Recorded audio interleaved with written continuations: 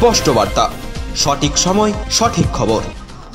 জামুরিয়া থানার অন্তর্গত বেনালি গ্রামের ঐতিহ্যবাহী শ্রী শ্রী গৌরাঙ্গ মহাপ্রভুর নবনির্মিত মন্দির প্রতিষ্ঠা হলো বুধবার। বেনালির কেন্দুলি মেলা জামুরিয়া থানা এলাকা সহ আশপাশের থানা এলাকার মানুষের কাছেও খুবই পরিচিত। এই মেলা 169 বছরের পুরনো। মেলা সূচনাকাল থেকেই এই জায়গাতে মহাপ্রভুর মন্দির ছিল, তবে সেই মন্দির ছিল খুবই ছোট। গ্রামের মানুষের উদ্যোগে ও আসানসোল কর্পোরেশনের সহযোগিতায় এখন বড় মন্দিরে রূপান্তর করা সম্ভব হয়েছে। এই মন্দির নির্মাণের জন্য আসানসোল কর্পোরেশন প্রায় 14 লক্ষ টাকারও বেশি অনুদান দিয়েছে বলে জানা গেছে। এদিন সকালে এলাকার 108 জন মহিলা কলসযাত্রার মাধ্যমে উদ্বোধন অনুষ্ঠান শুরু হয়।